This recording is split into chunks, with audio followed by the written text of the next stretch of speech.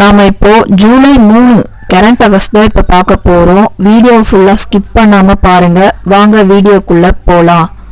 முதல் கொஷின், மத்திய நேரடி வரிகள் வாரியத்தின் தலைவராக நியமிக்கப்பட்டுள்ளவர் யார்? ஆன்சர் ரவி அகர்வால். விபிஜி ராம்ஜி திட்டத்தின் பயனாளர்கள் யார்?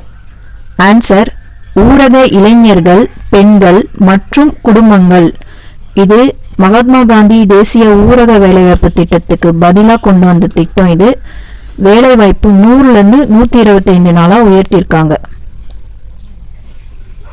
மூணாவது கொஷின், இந்தியாவின் தனியார் விண்வெளி நிறுவனமான ஸ்கைரூட் ஏரோஸ்பேஸ் தனது எந்த முக்கிய ராக்கெட்டை விண்ணில் செலுத்த மிஷன் ஆகமன் என்ற திட்டத்தை அறிவித்துள்ளது?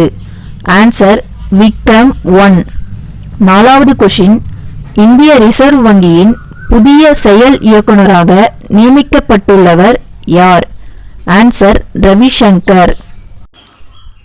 அஞ்சாவது கொஷின், ஆம் பஹார் ஆப்தே திவார் என்ற பிரச்சாரத்தின் கீழ் பொதுமக்களின் வீட்டு வாசலுக்கே சென்று மாம்பழ கன்றுகளை வழங்கும் வன் மகோத்சவ் விழாவை ஜூலை 1 முதல் 7 வரை கொண்டாடும் மாநிலம் எது?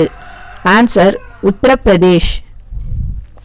ஆறாவது கொஷின், ஒரிசா ரூபி போகன் எனப்படும் காட்டு நெல் மரபணு வனத்தை பாதுகாப்பதற்காக போர்ஜூலி என்ற இடத்தில் பல்லுயிர் பாரம்பரிய தலமாக அறிவித்துள்ள மாநிலம் எது?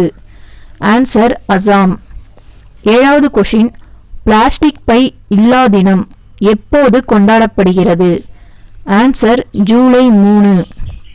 இதோட இன்னைக்கான கரண்ட் அவர்ஸ் முடிஞ்சிடுச்சு. உங்களுக்கு ஒரு கொஷின் சொல்கிறேன், அதுக்கான ஆன்சரை கமெண்ட்ல சொல்லுங்க. சிங்கப்பூர், இந்தியா மற்றும் மலேசியா இடையே கடலடி கேபிள் அமைப்பை உருவாக்கும் புதிய திட்டத்தின் பெயர் என்ன? இந்த கொஷினுக்கான ஆன்சரை நீங்கள் கமெண்ட்ல சொல்லுங்க. தேங்க்யூ.